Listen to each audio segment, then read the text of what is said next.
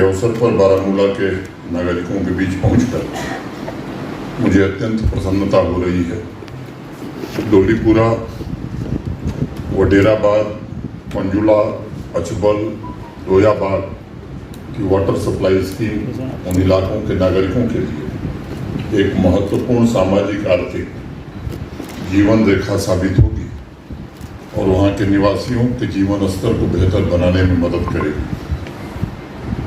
देखने में ये परियोजनाएं छोटी लग सकती हैं, लेकिन ये जम्मू कश्मीर प्रशासन की प्रतिबद्धता हो गया है, जिससे हर जिले को, हर इलाके को, हर एक परिवार को प्रोजेक्ट और वेलफेयर स्कीम्स का लाभ मिल सके। ये प्रोजेक्ट्स हमारे इस संकल्प का भी प्रतीक है कि बारामूला के नागरिकों के सपनों को साकार करना प्रशासन की सर्वोच्च प्राथमिकता में है। ये सच है कि बारामूला का गौरवपूर्ण इतिहास रहा है। राष्ट्र की सांस्कृतिक परंपरा में हमेशा बारामूला ने बढ़ चढ़ करके योगदान दिया है। बारामूला के संबंध में कुछ ऐसा है कि लगभग हर दूसरे महीने आना और आपसे मिलने का अवसर प्राप्त करना ये बन जाता है। और अगर इतनी शेर पढ़ी गई तो मुझे भी कुछ पढ़नी पड़ेगी। शायरी की जुबान में अगर मैं कहूँ तो सोच में भी वही एक नगमा है, सोच में भी वही एक नगमा है जो साज में है, फर्क नज़दीक की और दूर की आवाज़ में है। ये सबब है कि तड़प सीनाए हर साज में है, मेरी आवाज़ में शामिल तेरी आवाज़ भी है। मैं मानता हूँ कि जब नागरिकों के सपने प्रशासन के संकल्प बन जाते हैं तब तरक्की की नई तवारीख लिखी जाती है। पिछले 3 वर्षों में बारामूला ने आकांक्षी जिले के रूप में तरक्की के नए कीर्तिमान स्थापित किए हैं और पूरी शिद्दत से प्रयास किया गया है कि एक भी नागरिक तरक्की की इस यात्रा में पीछे न छूटे। एक समय था जब बारामूला का डिस्ट्रिक्ट कैपेक्स भी डीसी साहिबा ने बताया 200-250 करोड़ का होता था। अब ये आंकड़ा 1000 करोड़ के ऊपर चला गया। एग्रीकल्चर हो, रूरल लाइवलीहुड मिशन हो, जल शक्ति हो, यूथ एंड स्पोर्ट्स हो, एजुकेशन हो, अर्बन डेवलपमेंट हो, प्रधानमंत्री ग्राम सड़क योजना हो, बॉर्डर एरिया डेवलपमेंट प्रोग्राम हो, हेल्थ या फाइनेंशियल इंक्लूजन, अनेक क्षेत्रों में अब अच्छा प्रदर्शन करके बारामूला अभी भी एस्पिरेशनल डिस्ट्रिक्ट में है, लेकिन हम सब उम्मीद करते हैं कि अभी ये इंस्पिरेशनल डिस्ट्रिक्ट बने और उस दिशा में अग्रसर हो। अगर मैं सच कहूँ तो बारामूला में बहुत ही सीमित अवधि में हेल्थ और बेसिक इंफ्रास्ट्रक्चर में एक नया इतिहास बनते हुए हमने देखा है। अनेक वर्षों की उदासीनता की वजह से बारामूला के ऊपर ये तय लग गया था 3 वर्षों में यहाँ के प्रशासन ने, जिले में काम कर रहे हमारे अफसरों ने और चुने हुए जनप्रतिनिधियों ने मिलकर के इस निराशा को आशा में बदलने का एक भगीरथ प्रयास किया है। अनेक ऐसे सेक्टर हैं जहां पहले काम कम होते थे या नहीं होते थे, वहां आज नए लक्ष्य तय करके और टारगेट पूरा करने की कोशिश हुई है। कई स्थानों पर तो टारगेट से भी बढ़ करके काम हुआ है। स्वयं आदरणीय प्रधानमंत्री नरेंद्र मोदी जी ने बारामूला को सम्मानित करके जमीन पर हो रहे समग्र परिवर्तन के लिए बारामूला के प्रशासन को, यहाँ के जनप्रतिनिधियों को और यहाँ के नागरिकों को बधाई दी। मैं इस अवसर पर सभी चुने हुए जनप्रतिनिधियों के प्रति भी विशेष रूप से आभार व्यक्त करना चाहूँगा, जिन्होंने विकास के इस अभियान को प्रशासन के साथ मिलकर के एक नई गति दी है और लगातार तरक्की के इस सफर में अपना योगदान दे रहे हैं। हमने अनेक दशकों से देखा था कि एक तरफ जम्मू कश्मीर में साल दर साल भारत सरकार से आने वाले धन का अनुपात बढ़ रहा था, लेकिन एक लंबी यात्रा के पश्चात भी अनेक पैरामीटर्स पर हमारी परफॉर्मेंस अच्छी नहीं रहती थी। तो चंद लोगों के लिए ही कानून थे, सुविधाएं दूनी तक सीमित थी। आज भी बहुत से लोग हैं जिन्हें गरीब और उनके जीवन में हो रहे बदलाव अच्छे नहीं लग रहे।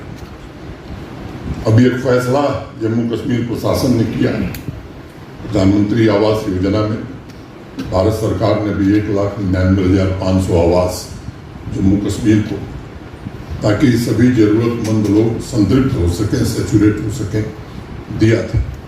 मेरे पास व्यक्तिगत रूप से कई लोग मिलने आए और उन्होंने कहा साहब हमारा नाम तो है, हम एलिजिबल तो है प्रधानमंत्री आवास योजना के लिए, लेकिन हमारे पास जमीन नहीं है और इसलिए पात्रता होते हुए भी, एलिजिबिलिटी होते हुए भी हमारा घर नहीं बन सकेगा। इसको ध्यान में रखते हुए फैसला हुआ कि ऐसे लोग जो PMAY प्रधानमंत्री आवास योजना के लिए एलिजिबल हैं और उनके पास जमीन नहीं है, उन्हें सरकारी जमीन मुहैया कराई जाएगी 5 मरला। यह फैसला हुआ। मैं 2711 लोगों को जमीन दी गई है। उसके ठीक 2 दिन बाद एक ट्राइबल फेस्टिवल का आयोजन हुआ था श्रीनगर में। 15-16 राज्यों के हमारे ट्राइबल भाई बहन आए थे। 2 दिन का कार्यक्रम था, मैं उस कार्यक्रम में गया था।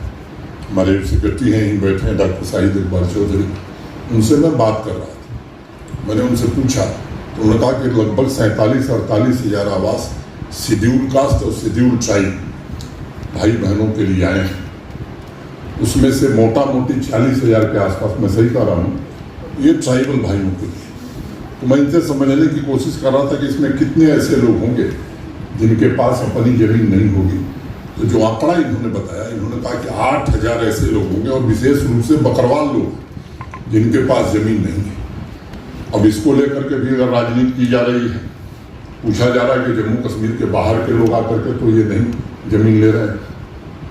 आप लोग यहाँ हैं, सब लोग प्रशासन से जुड़े हुए हैं, DC साहिबा भी हैं। प्रधानमंत्री आवास योजना में जितने भी एलिजिबल कैंडिडेट हैं बारामूला में, क्या एक भी आदमी बाहर का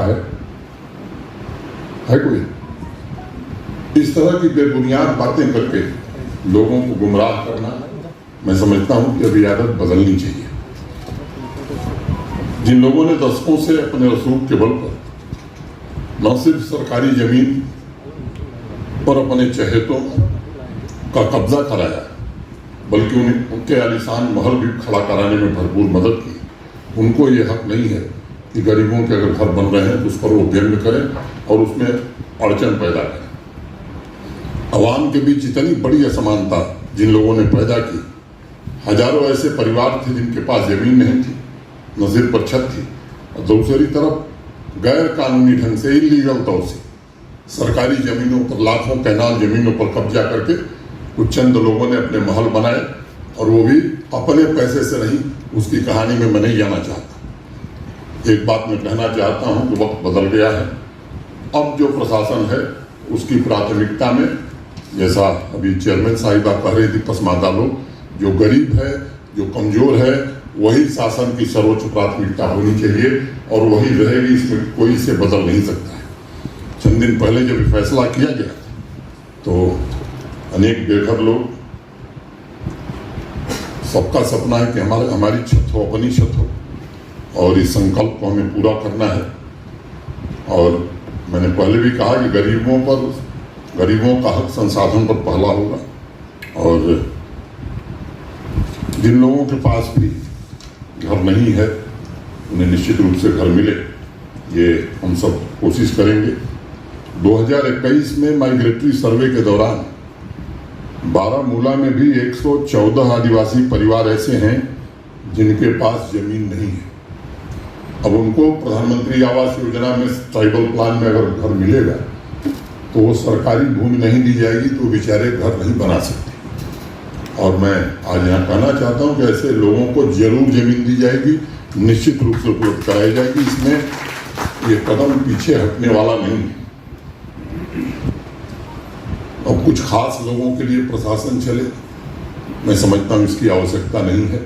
जम्मू कश्मीर के आम नागरिक की हर बात सुनी जाएगी। जम्मू कश्मीर के आम नागरिक और आवाम की तकलीफ दूर हो, इसकी हर कोशिश की जाएगी। लेकिन कुछ चंद लोगों के हितों में जम्मू कश्मीर प्रशासन काम करे। अब ये दिन बदल गए हैं और मुझे लगता है ये बात हवा के बदलते रुख को सबको समय के अनुसार समझ लेना चाहिए। आज इस जलसे में मौजूद मेरे साथी इस बात के गवाह हैं कि लंबे समय तक आम आदमी की आकांक्षाओं को दबाकर रखने की कोशिश की गई।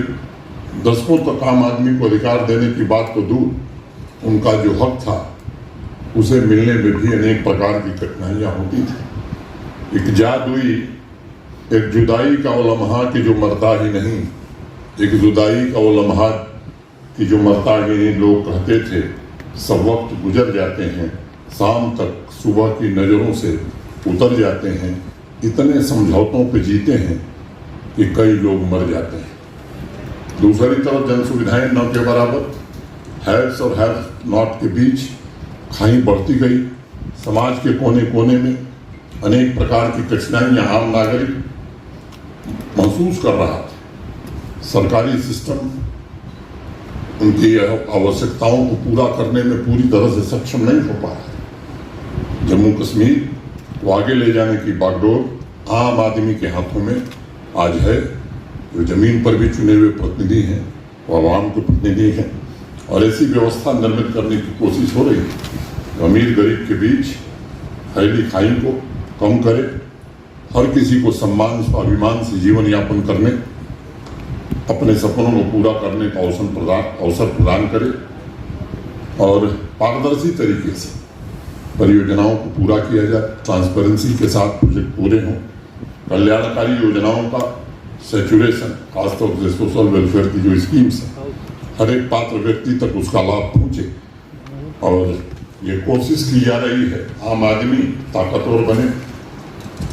और आजकल जैसा भी शाहिद इकबाल चौधरी बता रहे थे, मैं 7 अगस्त 2020 को आया था।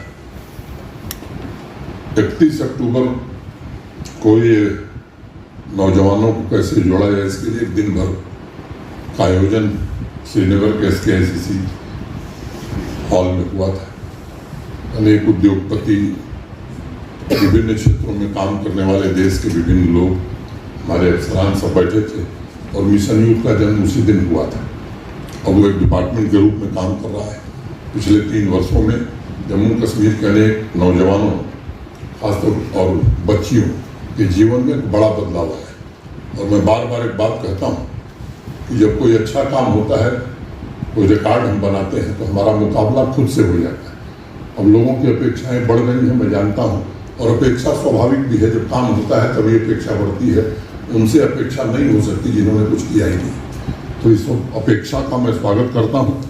संसाधनों के सामर्थ्य के हिसाब से जितना भी संभव होगा यूथ और महिलाओं के एम्पावरमेंट के लिए जम्मू कश्मीर प्रशासन निश्चित रूप से काम करेगा। आप सब जानते हैं कि जम्मू कश्मीर का किसान पूरे देश में आमदनी के मामले में 5वें स्थान पर आ गया है। अभी होलिस्टिक एग्रीकल्चर डेवलपमेंट प्लान जो बना है, इसमें भी किसानों की ट्रेनिंग चल रही है। 31 अगस्त को समाप्त होगी। एक नई कोशिश है कि एग्रीकल्चर और एलाइड सेक्टर में भी जम्मू कश्मीर, जिसकी 70% आबादी इसी पर अपना जीवन यापन करती है, उसके जीवन में भी खुशहाली आवे। 6 लाख से ज़्यादा महिलाओं के सेल्फ हेल्प ग्रुप आज बने हैं। महिलाएं जुड़ी हैं, आर्थिक रूप से स्वतंत्र और सशक्त हों, इसका हर प्रयास किया गया है। मुझे बताया गया है 65% से अधिक आबादी यूथ की है। बताया गया नहीं, ये फैक्ट भी है। उसी समय 3 वर्षों से ये कोशिश हो रही है कि उनके सपनों को कैसे पूरा किया जाए, कैसे उनके सपने ऊंचे हों, उनकी आकांक्षाएं कैसे देश की आकांक्षाओं के नौजवानों से जुड़े। और मुझे संतोष है कि जो स्कीम शुरू हुई उसमें काफ़ी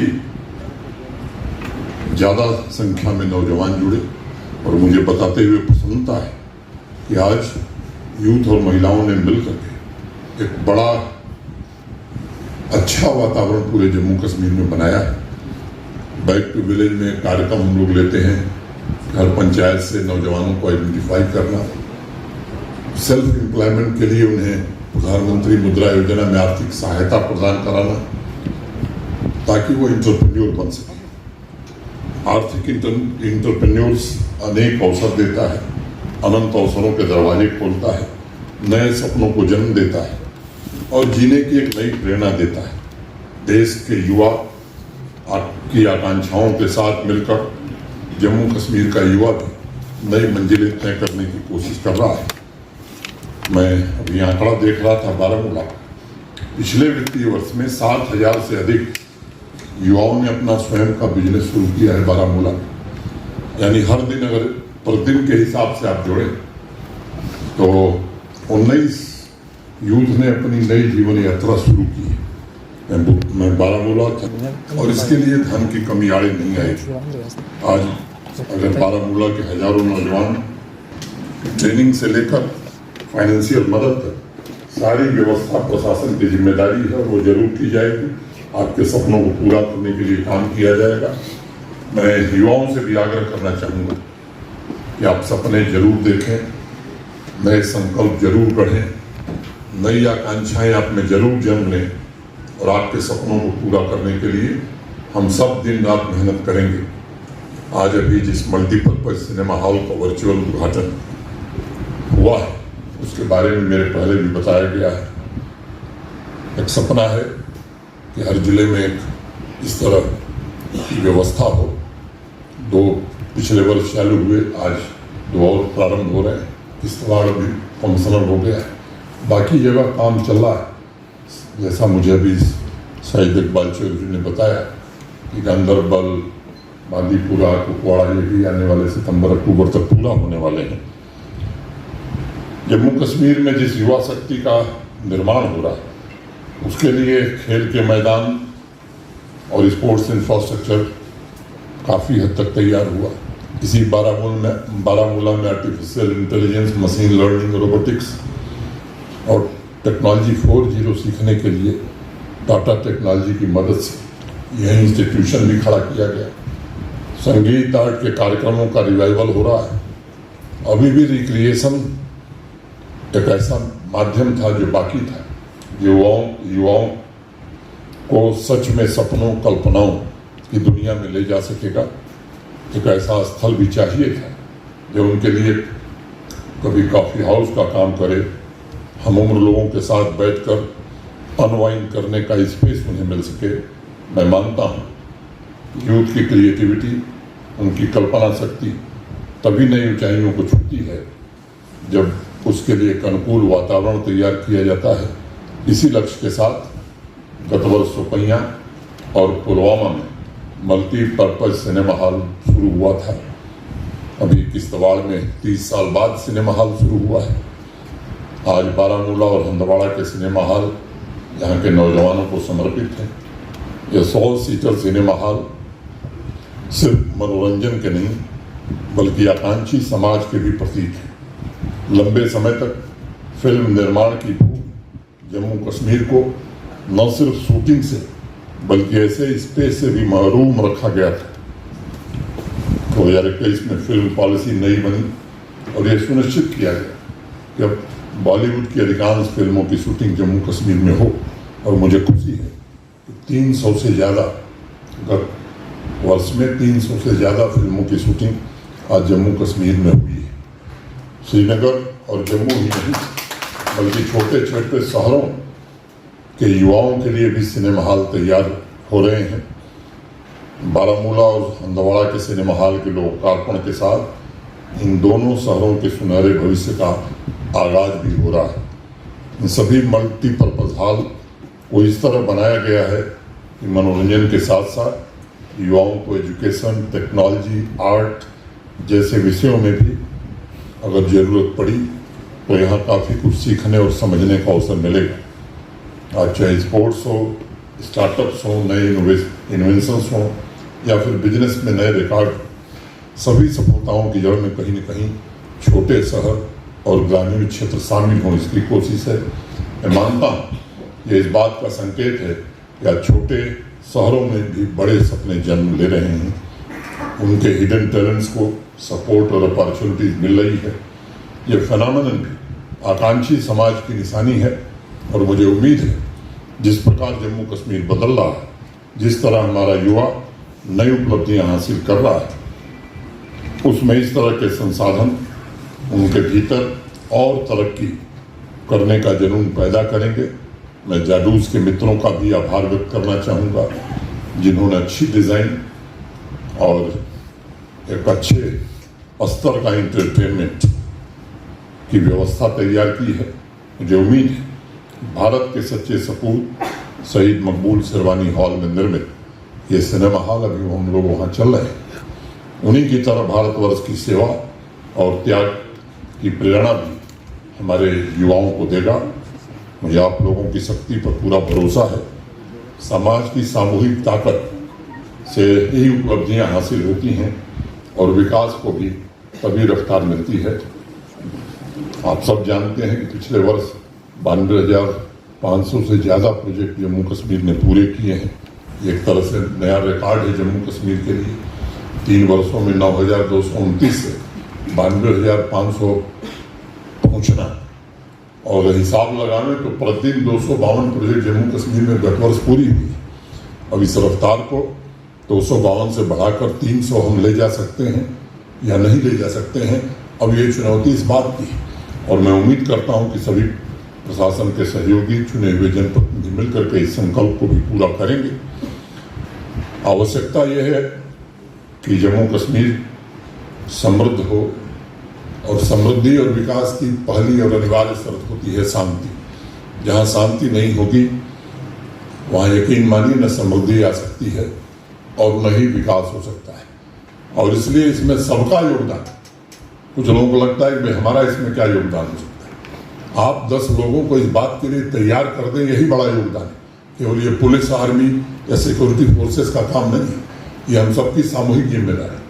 पुलिस फोर्सेस के लोग अपनी जिम्मेदारी निभा रहे हैं, अच्छे ढंग से निभा रहे हैं, लेकिन अगर कहीं गलत हो रहा है, इस तरह की हरकत हो रही, तो समाज उसका अगर विरोध नहीं करेगा तो मुझे लगता है कि जैसा अमन, जैसी शांति आप चाहते हैं वैसा अमन और वैसी शांति नहीं स्थापित हो सकती। हर नागरिक जब इस संकल्प के साथ जुड़ेगा, नहीं बहुत हो गया, 50,000 लोग बेकसूर लोग, उसमें से नहीं बेकसूर।